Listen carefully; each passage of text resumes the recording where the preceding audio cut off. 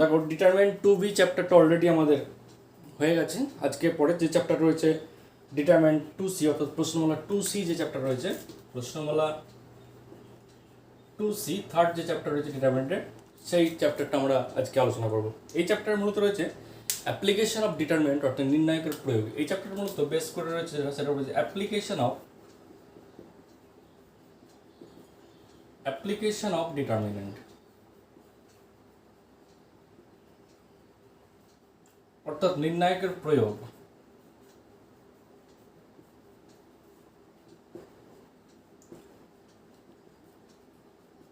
নির্ণায়কটা কোথায় কিভাবে কাজে লাগাবো তার অ্যাপ্লিকেশনটা আজকে আমরা শুরু করব। অ্যাপ্লিকেশন অফ ডিটারমিনেন্ট হেডিং থেকে বুঝতে পারছো, অর্থাৎ নির্ণায়কের প্রয়োগ।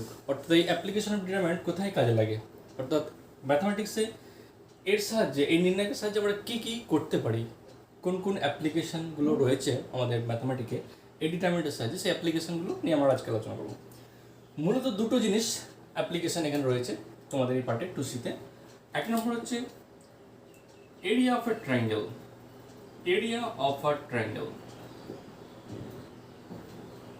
অর্থাৎ একটা ত্রিভুজের ক্ষেত্রফল নির্ণয় করা যায় নির্ণায়কের প্রয়োগে। নির্ণায়কের প্রয়োগে ত্রিভুজের ক্ষেত্রফল নর্মালি আমরা জিওমেট্রির সাহায্যে করে এসেছে দেখেছি। জিওমেট্রিক ফর্মুলার সাহায্যে আমরা জ্যামিতিক যে বিভিন্ন ফর্মুলা রয়েছে সেই ফর্মুলার সাহায্যে যে কোনো ত্রিভুজের ক্ষেত্রফল আমরা নির্ণয় করতে পারি। কিন্তু এখন আমরা এই ডিটারমিনেন্টের সাহায্যে ত্রিভুজের ক্ষেত্রফল আমরা নির্ণয় করতে পারবো। এটা একটা অ্যাপ্লিকেশন। দু নম্বর অ্যাপ্লিকেশন হচ্ছে linear simultaneous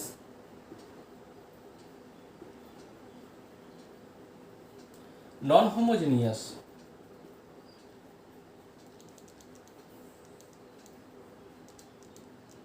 linear simultaneous non-homogeneous system of equation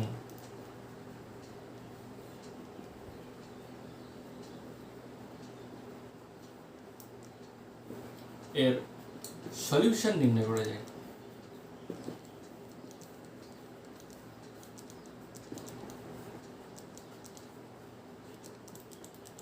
দুটো জিনিস বললাম আমরা। ফার্স্ট অফ অল বললাম যে অ্যাপ্লিকেশন অফ ডিটারমিনেন্ট নির্ণায়কের প্রয়োগ, অর্থাৎ নির্ণায়কের মাধ্যমে কী কী রেজাল্টস আমরা আনতে পারি। ফার্স্ট অফ অল বললাম এরিয়া অফ এ ট্রায়াঙ্গেল অর্থাৎ একটা ত্রিভুজের ক্ষেত্রফল নির্ণায়কের সাহায্যে আমরা নির্ণয় করতে পারি। সেকেন্ড যেটা দু নম্বর লিখেছি linear simultaneous non homogeneous system of ইকুয়েশনের সলিউশন নির্ণয় করা যায়। অর্থাৎ এক ধরনের ইকুয়েশন রয়েছে, কী ধরনের ইকুয়েশন পরে ব্যাখ্যা করছি। লিনিয়ার রয়েছে, সাইমালটেনিয়াস রয়েছে, নন হোমোজিনিয়াস, তিনটে ওয়ার্ড এখানে ভিন্ন ভিন্ন রয়েছে। Three distinct words, linear, simultaneous, non homogeneous system of equation. ঠিক আছে, তো এই ধরনের ইকুয়েশনের সলিউশন নির্ণয় করা যায়। কোন ধরনের?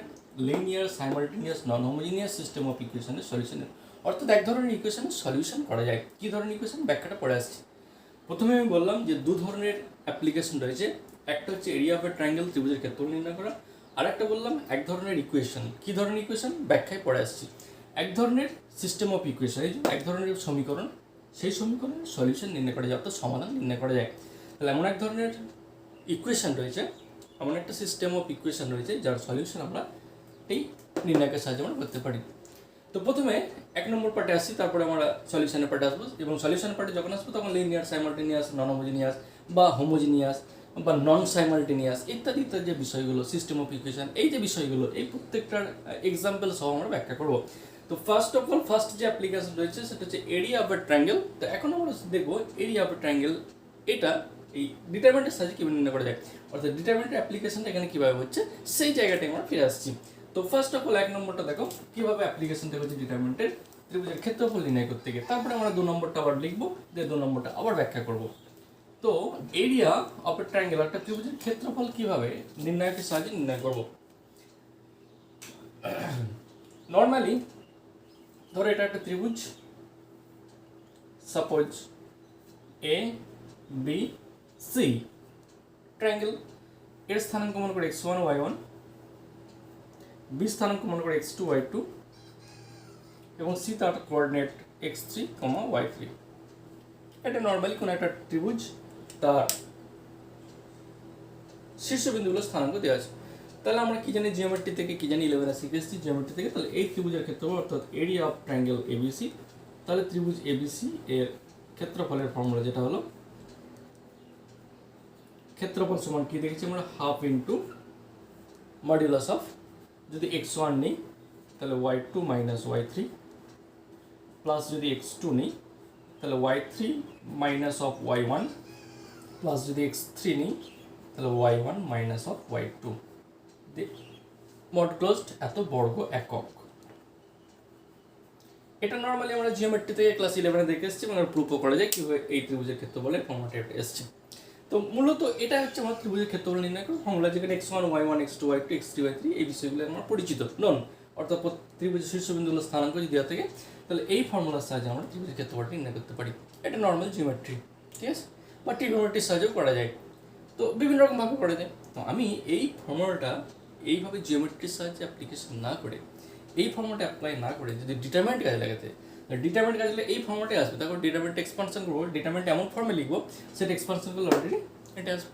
তাহলে এটা যদি ডিটারমিনেন্ট ফর্মে লিখতে যায় তাহলে এরিয়া অফ ট্রায়াঙ্গেল ত্রিভুজ এবিসি এর ক্ষেত্রফল কি হবে?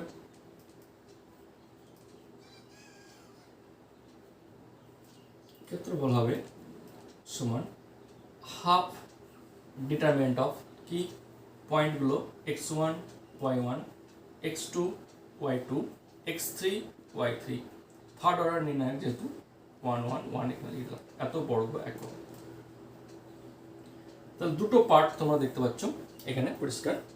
একটা হলো জিওমেট্রির সাহায্যে যদি ত্রিভুজের ক্ষেত্রফল নির্ণয় করতে, যে ত্রিভুজের ক্ষেত্রে শীর্ষবিন্দুগুলো স্থানাঙ্ক যদি x1 y1 x2 y2 এবং x3 y3 হয়ে যায় তাহলে এটা আমার ত্রিভুজের ক্ষেত্রফল নির্ণয়, এটা আমাদের পরিচিত।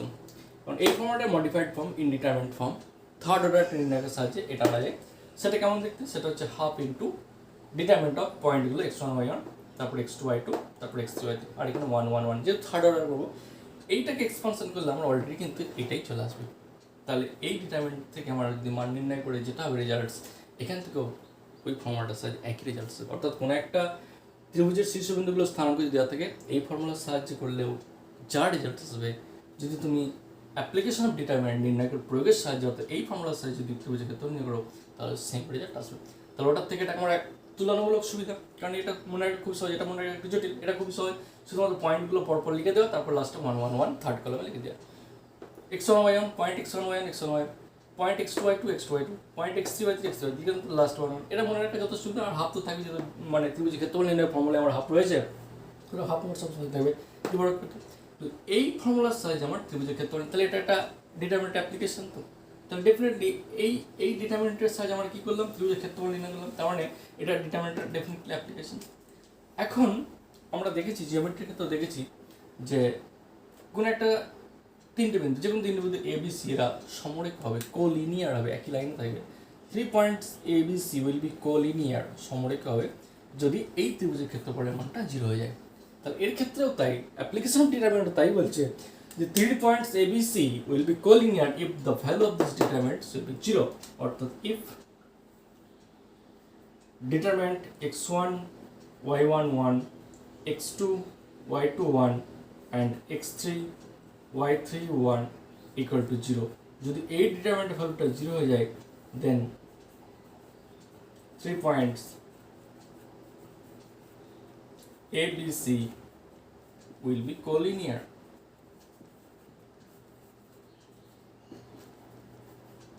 3 points A B C will be collinear মানে সমরেখ হবে, একই লাইনে থাকবে। 3 points A B C will be collinear, 3টে পয়েন্টস collinear হবে if যদি ডিটারমিনেন্ট অফ দিস হবে 0। এটা অ্যাপ্লিকেশন অফ ডিটারমিনেন্টের প্রয়োগের ক্ষেত্রে এটা বললাম যে এই ডিটারমিনেন্টের মানটা যদি কোনো কারণে 0 হয়ে যায় তাহলে তুমি বলবে 3 পয়েন্টস উইল বি কোলিনিয়ার। একই রকমভাবে যদি জিওমেট্রির কথা ভাবো তাহলে এই ফর্মুলাটা যদি 0 হয়ে যায় তাহলে আমি কি বলবো? 3 points A B C will be collinear. এটা হলো 1 নম্বর আলোচনা, অর্থাৎ ত্রিভুজের ক্ষেত্রফল নির্ণয়ের ব্যাপারটা। এবারে 2 নম্বর যে পয়েন্টটা আছে, এটার একটা এক্সাম্পল দিচ্ছি। ধরো এই যে অ্যাপ্লিকেশন, এর একটা এক্সাম্পল আমি দিয়ে দিই, উদাহরণ দিয়ে দিচ্ছি। ধরো কোনো একটা ত্রিভুজ সেরকম রয়েছে, এক্সাম্পল, হ্যাঁ, একটা ত্রিভুজ এরকম দেখতে, ট্রায়াঙ্গেল এ বি সি, এ মনে করো 1 2, বি মনে করো 0 3, সি মনে করো -1 4, সাপোজ। তাহলে 1 2 0 3 -1 4 আমার ত্রিভুজটা দেওয়া আছে। তাহলে এই ত্রিভুজের ক্ষেত্রফল নির্ণয় করো। তাহলে required area of the triangle ABC, তাহলে ABC ত্রিভুজের ক্ষেত্রফলকে required area of the triangle ABC equal to half into determinant of x1 y1 মানে 1 2 তারপর কি x2 y2 মানে 0 3 তারপর কি হবে x3 y3 মানে -1 4 আর লাস্টে 1 1 1 হয়ে গেল। এত বড় একক ওকে। তাহলে কি হলো x1 y1 বলতে কত 1 2, x1 y1 বলতে 1 2, x2 y2 বলতে 0 3, x3 y3 কত -1 4 আর লাস্টে 1 1 1 লাস্টে 1 1 1। তাহলে এটা মান কত হবে? তাহলে হাফ ইন্টু থার্ড ব্র্যাকেট দিয়ে দিলাম 1 ইন্টু এক্সপানশন করছি, তাহলে 1 ইন্টু 1 বরাবর রো কলম বাদ 3 1 3 -4 মানে -1 -2 ইন্টু -2 বরাবর রো কলম বাদ 0 +1 হয়ে যাবে এটা।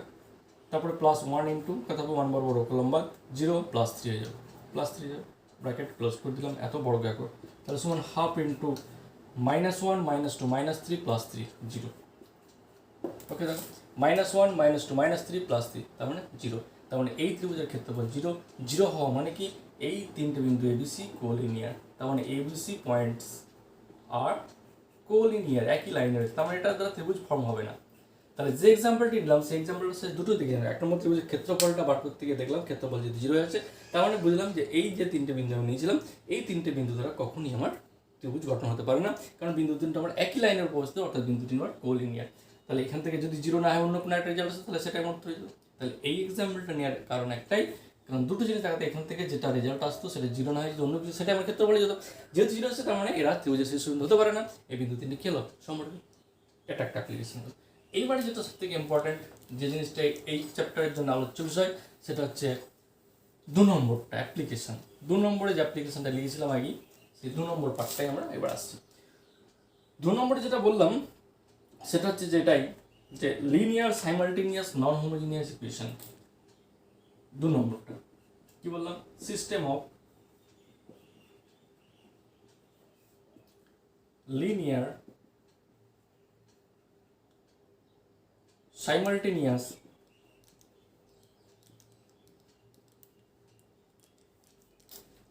simultaneous non-homogeneous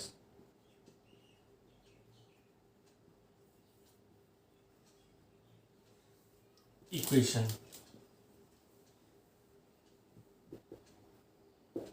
এটা system of linear simultaneous non homogeneous ইকুয়েশনের সলিউশন নির্ণয় করা যায় এই ডিটারমিনেন্টের প্রয়োগে। অ্যাপ্লিকেশন অফ ডিটারমিনেন্ট এর 2 নম্বর পার্টটা বললাম। 1 নম্বর পার্ট যেমন বললাম এরিয়া অফ ট্রায়াঙ্গেলস, একই রকম 2 নম্বর পার্টে বলছি যে লিনিয়ার সাইমালটেনিয়াস নন হোমোজেনিয়াস যে system of equation, system of linear simultaneous non homogeneous equation, অর্থাৎ এই ধরনের যে ইকুয়েশন এই ধরনের ইকুয়েশনের সলিউশন নির্ণয় করা যায়, আগেই বলেছি। এখন এই ধরনের ইকুয়েশনটা কেমন দেখতে, what do you mean by linear? Linear মানে যে চলরাশিগুলো থাকবে তাদের ঘাতায়, যে চলরাশিগুলো থাকবে, যে অজ্ঞাত চলরাশিগুলো থাকবে, অজ্ঞাত চলরাশি থাকবে তার ঘাত হবে সর্বদা 1।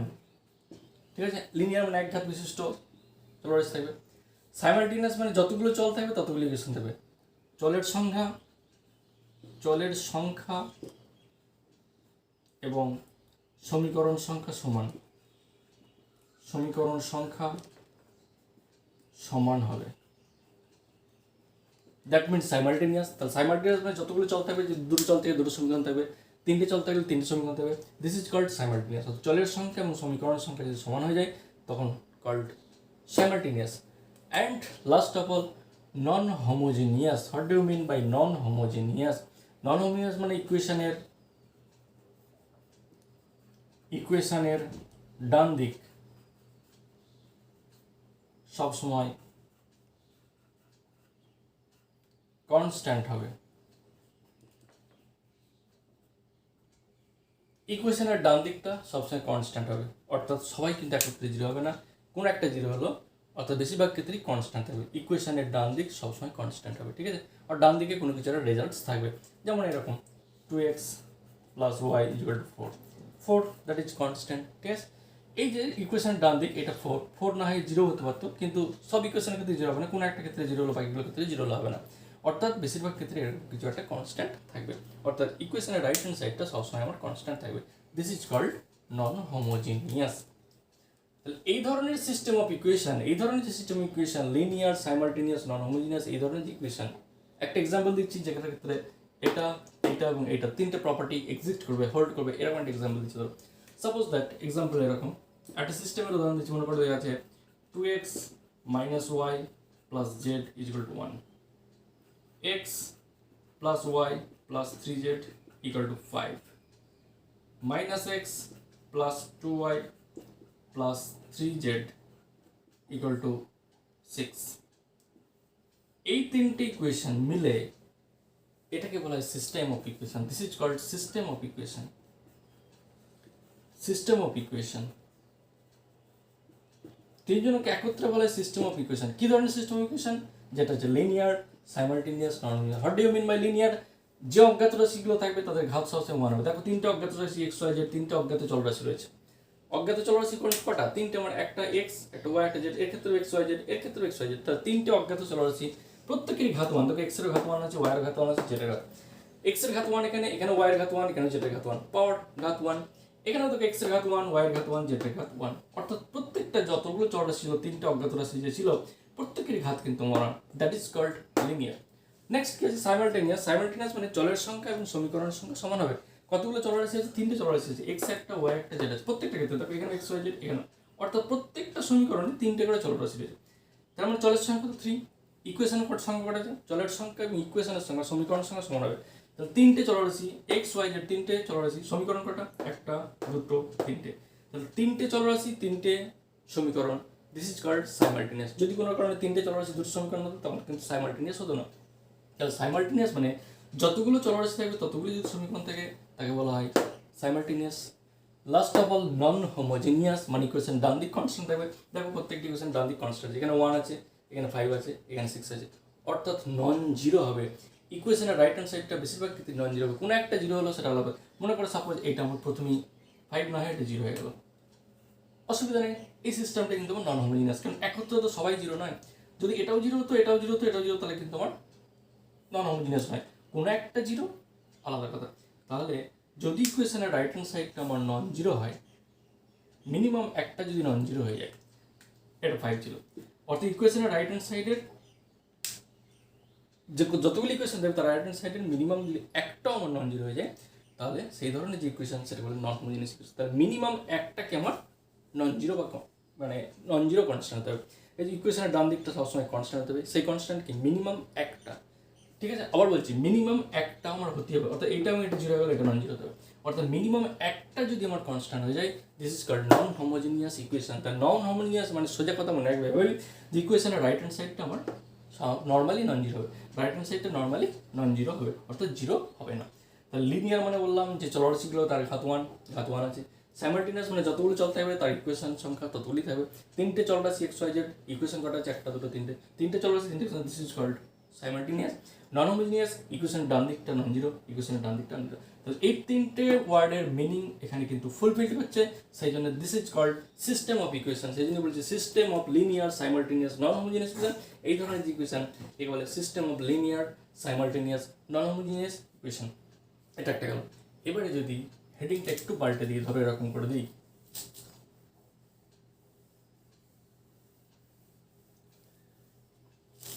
এটা গেল system of linear, simultaneous, non homogeneous equation. যদি এটা লিনিয়ার থাকে,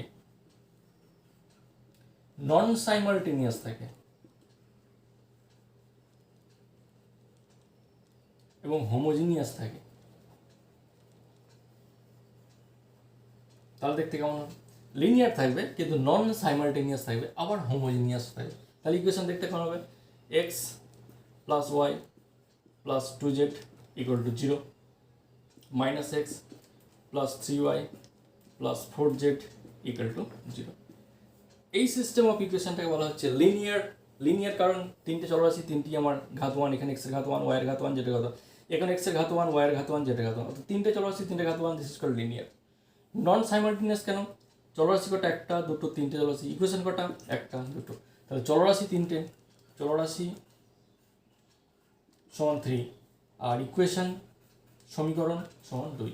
তাহলে এটা আর এটা কখন সমান নয়, তাহলে 3 আর 2 কখন সমান হবে না। তাহলে চলরাশির সঙ্গে এবং ইকুয়েশনের সঙ্গে অসমান, তাই আমার নন সাইমালটেনিয়াস। সাইমালটেনিয়াস হলে চলরাশি এবং সমীকরণের সঙ্গে সমান হতো, তাহলে অসমান এটা। হোমোজিনিয়াস কেন? ইকুয়েশনের রাইট হ্যান্ড সাইড দুটোই জিরো, এটাও জিরো এটাও জিরো। যেহেতু ইকুয়েশনের রাইট হ্যান্ড সাইড আমার দুটোই জিরো, বা যতগুলো থাকবে তারা যদি প্রত্যেকে জিরো হয়ে যায়, দিস ইজ কল্ড হোমোজিনিয়াস। বোঝা না? তাহলে লিনিয়ার, সাইমালটেনিয়াস, নন হোমোজিনিয়াস, তার এক্সাম্পল এদিকে দেওয়া রয়েছে অলরেডি।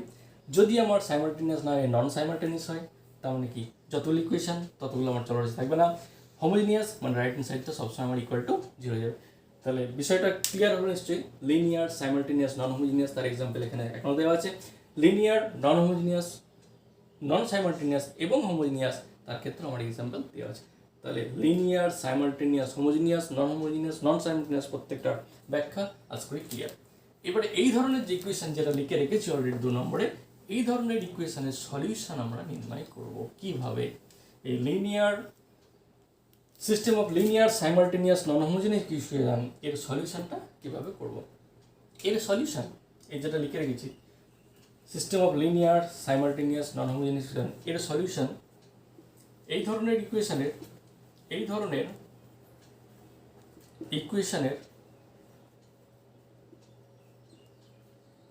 সলিউশন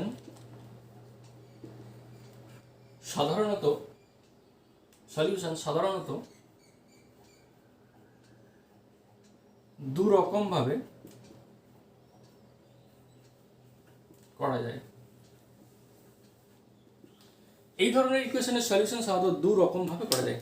কি ধরনের? যে ধরনের লিখে রেখেছি প্রথমে, linear, simultaneous, non homogeneous equation. এই ধরনের যে ইকুয়েশন, এই ধরনের ইকুয়েশনের সলিউশন নর্মালি দু রকম ভাবে করা যায়। কীরকম?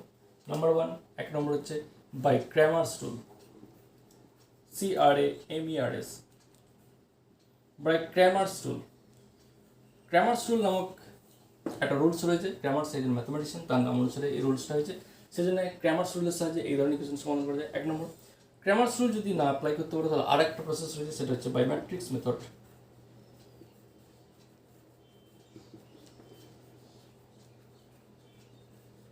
ম্যাট্রিক্স মেথড যেটা অলরেডি তোমাদের হয়ে গেছে, এই স্যার পড়িয়েছেন।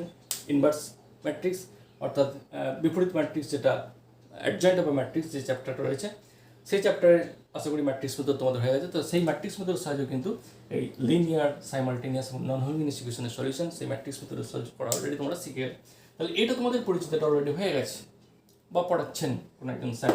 তাহলে ম্যাট্রিক্স মেথড এবং ক্র্যামার্স রুল নিশ্চয়ই ম্যাট্রিক্স মেথড করতে গিয়ে যে সিস্টেম অফ ইকুয়েশনগুলো ছিল সেখানটা কেমন দেখতে নিশ্চয়ই বুঝতে, যে কী ধরনের ইকুয়েশন ছিল, সেখান থেকে ম্যাট্রিক্স মেথড তার সলিউশন সেটা নিশ্চয়ই বোঝা গেছে। তাহলে এখন যেটা অজানা আমার সেটা হচ্ছে ক্র্যামার্স রুল। তাহলে এই ধরনের ইকুয়েশনের সলিউশন দুরকমভাবে করা সম্ভব। একটা হচ্ছে ক্র্যামার্স রুল, একটা matrix method. Matrix method already তোমাদের হয়ে আছে বা শিখে নিয়েছো বা শিখছো, যাই হোক। এখন যেটা আমি আলোচনা করবো সেটা হচ্ছে বাই ক্র্যামার্স রুল। তার ক্র্যামার্স রুলের সাহায্যে কী করে এই ধরনের ইকুয়েশনের সলিউশন নির্ণয় করা যায়।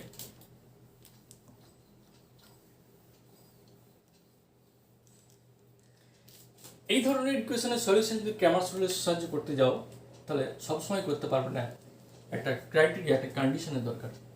এই ধরনের system of linear, simultaneous, non homogeneous ইকুয়েশনের সলিউশন যদি তোমার ক্র্যামার্স রুলের সাহায্যে করতে যাই বা করতে বলে, তুমি সবসময় করতে পারবে না। তার আগে প্রথমে একটা টেস্ট রয়েছে। ক্র্যামার্স রুলের সাহায্যে তখনই করা যাবে যদি সহগ নির্ণায়ক বা কোএফিসিয়েন্ট ডিটারমিনেন্ট মানটা জিরো হয়ে যায়। এখন what do you mean by coefficient determinant বা সহগ নির্ণায়কটা কী সেই বিষয়টাকে বলতে হবে। তারপরে আমায় এই যে অ্যাপ্লিকেশনটা কখন ক্র্যামার্স রুল তুমি অ্যাপ্লাই করবে, কখন করবে না, বা কখন করতে পারবে বা কখন করতে পারবে না, তো বিষয়টা ক্লিয়ার হবে। তো এখন যে কোনো একটা non homogeneous system of equation, simultaneous ইকুয়েশনের এক্সাম্পল একটা লিখছি। ধরো মনে করে দেওয়া আছে এরকম a1x plus b1y plus c1z equal to k1 মনে করো। আবার a2x plus b2y plus c2z equal to k2 মনে করো। a3x plus b3y plus c3z equal to মনে করো k3। এই সিস্টেমটা অবশ্যই আমরা দেখে বুঝতে পারছি লিনিয়ার, সাইমালটেনিয়াস, নন হোমোজিনিয়াস তিনটে প্রপার্টি এক্সিস্ট এর মধ্যে হোল্ড করছে। লিনিয়ার রয়েছে xyz চলরাশি এক ঘাত, সাইমালটেনিয়াস তিনটে চলরাশি তিনটে ইকুয়েশন, নন হোমোজিনিয়াস ডান দিকে কনস্ট্যান্ট রয়েছে। তিনটে ক্রাইটেরিয়া আমার এখানে হোল্ড করছে। তাহলে এই ইকুয়েশনের সলিউশন আমরা ক্র্যামার্স রুলের সাহায্যে করতে পারি অথবা ম্যাট্রিক্স মেথডের সাহায্যে করতে পারি। তো যদি আমরা ক্র্যামার্স রুল অ্যাপ্লাই করতে যাই, ক্র্যামার্স রুল সবসময় অ্যাপ্লাই করা যাবে না। তো Cramer's rule will be applicable if coefficient determinant delta not equal to 0 হয়ে যায়। What do you mean by coefficient determinant? এখান থেকে সহগ নির্ণায়ক বা এই যে সিস্টেম, এই সিস্টেমটার সহগ নির্ণায়ক কোনটা? সহগ নির্ণায়ক, ইংরেজি বলে কোএফিসিয়েন্ট ডিটারমিন্যান্ট। সহগ নির্ণায়ক ইংরেজি বলে কোএফিসিয়েন্ট ডিটারমিন্যান্ট, যার সিম্বল হচ্ছে ডেল্টা, যাকে প্রকাশ করা হয় ডেল্টা দ্বারা। এই ডেল্টার মানটা কি? অর্থাৎ যে চলরাশিগুলো থাকবে তাদের সহগ দ্বারা গঠিত ডিটারমিন্যান্ট। চলরাশি আছে এক্স, এক্স এর সহগ a1 a2 a3, পরপর লিখে দেবে a1 a2 a3। নেক্সট চল আছে y, y এর সহগ কত? b1 b2 b3, b1 b2 b3। Next চল আছে z, যেটা সহগ c1 c2 c3, পরপর লিখে দেবে c1 c2 c3। এই যে নির্ণায়কটা তৈরি হলো ডেল্টা, এই ডেল্টা কি বলা হয়? সহগ নির্ণায়ক বা কোএফিসিয়েন্ট নির্ণায়ক বা ডেল্টা। তার ডেল্টা কি? অর্থাৎ যে চলগুলো থাকবে এক্স ওয়াই জেড, সেই চলগুলো সহগ দ্বারা গঠিত যে নির্ণায়ক। এক্স এর সহগ a1 a1, y এর সহগ b1 b1, z এর সহগ c1 c1, আবার এক্স এর সহগ a2 second rho a2, y এর সহগ b2 second rho b2, z এর সহগ c2 second rho c2, third x এর সহগ a3 a3, y এর সহগ b3 b3, z এর সহগ c3 c3। অর্থাৎ যে চলরাশিগুলো দেওয়া থাকবে সেই চলরাশিগুলো সহগ দ্বারা গঠিত যে নির্ণায়ক, সেই নির্ণায়ককে বলে কোএফিসিয়েন্ট ডিটারমিন্যান্ট বা সহগ নির্ণায়ক। এবং তাকে যে সিম্বলের সাথে প্রকাশ করা হয় দিস ইজ কল্ড ডেল্টা। এবং তাকে যে নির্ণায়কের মাধ্যমে প্রকাশ করা হয় সেই নির্ণায়কের নাম দিয়েছে আমরা ছোটাতে ডেল্টা। তাহলে এই ডেল্টা, এই যে কন্ডিশন বলছিলাম যে সবসময় তুমি ক্র্যামারস রুল অ্যাপ্লাই করতে পারবে না। Cramer's rule will be applicable only when this delta not equal to 0। এই ডেল্টাটা যদি আমার নট ইকুয়াল টু 0 হয়ে যায়, then Cramer's rule will be applicable. Then ক্র্যামারস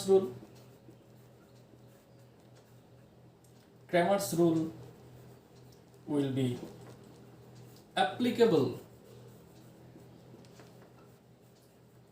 ক্র্যামারস rule তখনই অ্যাপ্লাই করতে পারবে যদি এই যে কোএফিসিয়েন্ট ডিটারমিন্যান্ট সহগ এটা ডেল্টা নট ইকুয়াল টু 0, যদি কোনো কারণে ডেল্টা ইকুয়াল টু 0 হয়ে যায়, হয়ে যেতেই পারে ডেল্টা আমার 0 হতে, নির্ণায়ক আমার 0 হতেই পারে।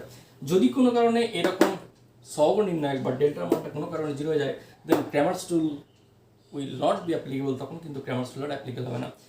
এর ক্ষেত্রে যেমন ক্র্যামারস রুল অ্যাপ্লিকেবল হয়েছে, অর্থাৎ ক্র্যামারস রুল প্রয়োগ করতে পারবে বা ক্র্যামারস রুলের সাহায্যে এই ধরনের সিস্টেম অফ ইকুয়েশন সলিউশন করা যাবে, সবসময় করা যাবে না। আমি বললাম করার দুটো রাস্তা, একটা ক্র্যামারস, একটা ম্যাট্রিক্স মেথড। যদি ক্র্যামারস না করা যায় তাহলে ম্যাট্রিক্স মেথড করা যাবে।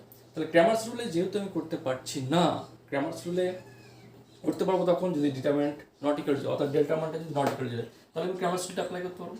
যদি কোনো কারণে ইকুয়াল টু 0 হয়, তখন আমার বিকল্প ব্যবস্থা রয়েছে, সেই বিকল্প রাস্তায় আমি হেঁটে তার সলিউশন বার করতে বিভিন্ন রকম সলিউশন, আরও 2-3 রকমের সলিউশনের পদ্ধতি রয়েছে। সেই পদ্ধতির সাহায্যে আমরা এই ধরনের সিস্টেম অফ ইকুয়েশন সলিউশন বার করবো। অবশ্যই সলিউশন তো সবার করা যাবে, ইকুয়েশন রয়েছে মানে তার সলিউশন অবশ্যই করা যাবে। এবার সেই সলিউশনটা সবসময় যে ক্র্যামারস রুলের সাহায্যে করতে হবে এমন কোনো মানে নেই, বা ক্র্যামারস রুল সবসময় অ্যাপ্লিকেবল হবে তারও কোনো মানে নেই। তো ক্র্যামারস রুল অনলি হয় applicable if delta not equal to 0। যদি ডেল্টাটা নট ইকুয়াল টু 0 হয়, তখনই আমার ক্র্যামারস রুলটা কিন্তু প্রয়োগ করা যাবে। এইবার যদি ক্র্যামারস রুল প্রয়োগ করা যায়, ধরো ডেল্টাটা নট ইকুয়াল টু 0 হলে ক্র্যামারস রুল অ্যাপ্লাই করলাম। যদি ক্র্যামারস রুল অ্যাপ্লাই করতে পারি, তাহলে তারা সলিউশন কীভাবে করব। যদি ধরো ক্র্যামারস রুলটা আমি অ্যাপ্লিকেশন করতে পারলাম, তাহলে ক্র্যামারস রুলের সাহায্যে কীভাবে কোনো একটা ইকুয়েশনের সলিউশন বার করবো সেই প্রসেসটা যে কোনো একটা এক্সাম্পল নিয়ে তারা দেখাচ্ছি। তাহলে আমি যেটা বলতে চাইলাম, এই উদাহরণটা নিয়েছিলাম, এরকম একটা এক্সাম্পল নিয়েছিলাম এই কারণে, এই সহগ নির্ণয় বা কোএফিসিয়েন্ট ডিটারমিন্যান্ট কি এটা বোঝানোর জন্য। এবার সিম্পল একটা এক্সাম্পলের দিকে নিয়ে যাচ্ছি। তাহলে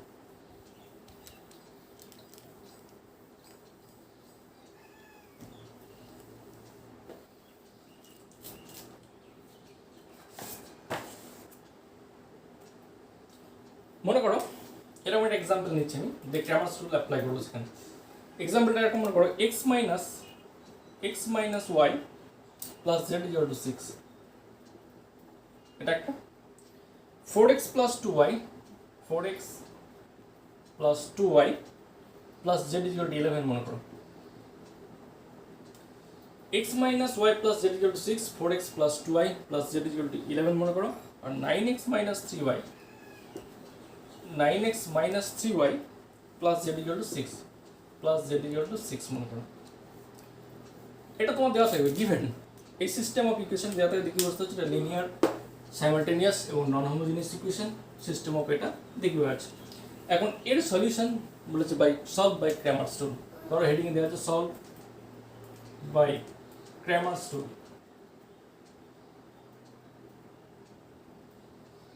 অর্থাৎ ক্র্যামারস রুলের সাহায্যে সলিউশন করো, হেডিংয়ে বলে দেওয়া আছে যে এরকম একটা সিস্টেম অফ ইকুয়েশন দেওয়া আছে। তাহলে সলিউশন করতে গেলে প্রথমেই তোমায় দেখতে হবে কোএফিসিয়েন্ট নির্ণায়ক বা ডেল্টাটার মান, নির্ণায়ক সহগ নির্ণায়ক বা কোএফিসিয়েন্ট ডিটারমিন্যান্ট যেটা, তার মানটা 0 হয় কিনা। তাহলে first of all late delta equal to সহগ নির্ণয়টা কি, এর এক্সের সহগ যেগুলো ছিল পরপর 1 নম্বর কলামে 1 4 9, এখানে 1, এখানে 4, এখানে 9 লিখলাম। এবার ওয়াই যে সহগ তার ওয়াই যে চলরাশি তার সহগ -1 2 -3, -1 2 -3। এবার জেডের যে সহগ 1 1 1 সেটা বসিয়ে দিলাম অলরেডি 1 1 1। জেডের সহগ সব জায়গাতে 1 রয়েছে, এখানে 1 রয়েছে, এখানে 1 রয়েছে। এটা তাহলে এই যে ডেল্টাটা পেলাম এটাকে বলে নির্ণায়ক সহগ নির্ণায়ক বা কোএফিসিয়েন্ট ডিটারমিনেন্ট এটা। তাহলে 1 -1 1 1। আচ্ছা এটা ওয়াই সহগ তো -1, ওয়াই সহগ -2 নাই, ওয়াই সহগ -1 দেখছি, কেন ওয়াই সহগ -1 -1 2 -3 -1 2 3। তাহলে রো বরাবর যদি যাই তাহলে 1 -1 1 1 -1 1 4 2 1 4 2 1 9 -3 1 9 -3 1 9 -3 1। তাহলে এটা সহগ নির্ণয় হলো। এখন এই ডেল্টার মানটা সিম্পল এক্সপানশন করবে, সিম্পল এক্সপানশন করলে এর যেটা মান হবে সেটা দেখে দিচ্ছি 1 ইন্টু 1 বরাবর রো কলম বাদ, তাহলে 1 বরাবর রো কলম বাদ দিয়ে দিলে তাহলে এটা করে 2 আর 3 5 5 প্লাস 1 ইন্টু যেহেতু এটা মাইনাস সাথে প্লাস 1 হয়ে গেল, তাহলে এই 1 বরাবর রো কলম বাদ 4 বিযুক্ত 9 মানে -5, 4 বিযুক্ত 9 তার মানে -5 প্লাস আবার 1 ইন্টু প্লাস আবার 1 ইন্টু 1 বরাবর রো কলম বাদ, তাহলে -12 -18, এই -12 -18 তার মানে -30। তাহলে এই 5 কেটে গেল, তার মানে ultimate -30 that is not equal to 0। তাহলে যেহেতু ডেল্টার মানটা -30 এটা not equal to 0, therefore Cramer's rule applicable, therefore Cramer's rule এটা লিখতেও পারো নাও পারো, ক্র্যামারস রুল অ্যাপ্লিকেবল প্রয়োগ করা যাবে। তার মানে ক্র্যামারস রুল আমার প্রয়োগ করা যাবে। যদি প্রয়োগ করা যায় এবার ডেল্টা 1 ডেল্টা 2 ডেল্টা 3 মানটা আমায় নির্ণয় করতে হবে। তাহলে ডেল্টা আমি নির্ণয় করলাম, যে ডেল্টার মানটা -30 নট ইকুয়াল টু 0, তার মানে কি ক্র্যামারস রুল অ্যাপ্লিকেবল মানে ক্র্যামারস রুল প্রয়োগ করা যাবে। এবার যদি ক্র্যামারস রুলটা আমার প্রয়োগ করা যায়, যদি ক্র্যামারস রুল প্রয়োগ করতে পারি তাহলে এখানে কি ডেল্টা বারবার করবো, তাহলে নাও ডেল্টা 1 সমান বারবার করবো। এখন ডেল্টা বার করছিলাম ডেল্টা 1 মানে কি ডিটারমিনেন্টের চিহ্ন দিয়ে দিলাম প্রথমে। ডেল্টা মানে যেমন সহগ নির্ণয় এক্স ওয়াই জেড যে চলরাশিগুলো তাদের সহগগুলো যেমন পরপর লিখে দিলাম, ডেল্টা 1 মানে 1 নম্বর কলাম বরাবর রাইট হ্যান্ড সাইডে যে কনস্ট্যান্ট আছে তারা, রাইট হ্যান্ড সাইডে কনস্ট্যান্ট কি আছে 6 11 6, ঠিক আছে। ডেল্টা 1 মানে 1 নম্বর কলামে রাইট হ্যান্ড সাইডে যে কনস্ট্যান্টগুলো আছে তারা, তাহলে 6 11 6, রাইট হ্যান্ড সাইড কি আছে 6 11 6, বাদ বাকিগুলো রিমেন সেম, বাদ বাকি কি আছে -1 2 3 যেমন আছে থাকবে, -1 2 -3 আর 1 1 1 1 1 1। এটা আবার বলছি, ডেল্টা 1 মানে 1 নম্বর কলাম বরাবর রাইট হ্যান্ড সাইডে যে কনস্ট্যান্ট আছে তারা, 1 নম্বর ডেল্টা 1 যেহেতু 1 আছে সাফিক্সে, তাহলে 1 সাফিক্সে মানে 1 নম্বর কলাম বরাবর রাইট হ্যান্ড সাইডে যে কটা এলিমেন্ট রয়েছে সেই কটা, রাইট হ্যান্ড সাইডে এলিমেন্ট 6 11 6 6 11 6, বাদ বাকিগুলো রিমেন সেম, বাদ বাকিগুলো 2 এবং 3 কে 2 3 যা ছিল তাই, 2 3 -1 2 -3 ছিল, -1 2 -3 ছিল, 3 নম্বরের কলামে কি ছিল 1 1 1 1 1, ঠিক আছে। এখন এটা হবে সিম্পল এক্সপানশন করবে, এটা যেভাবে এক্সপানশন করলাম এটাও এরকম সিম্পল এক্সপানশন করবে, এক্সপানশন করলে যেটা মান হবে সেটা ডাইরেক্ট আমি লিখে দিচ্ছি, এর মান হবে -10, ঠিক আছে। এর মান সময় বেশি লাগবে করে দেখালাম না, এর মান অলরেডি আমার বার করে রেখে দেওয়া আছে, এর মান হচ্ছে আমার -10, কারণ এটা ক্যালকুলেশন করে বার করতে সময় লাগবে সেজন্য বলে দিলাম ডাইরেক্ট এটার মান হবে -10। কীভাবে এসছে এভাবে এক্সপানশন যে কোনো একটা রো বা কালাম বড় এক্সপানশন করে এসছি, এটা করে ডেল্টা 1। একই রকমভাবে ডেল্টা 2 বার করবো এবার।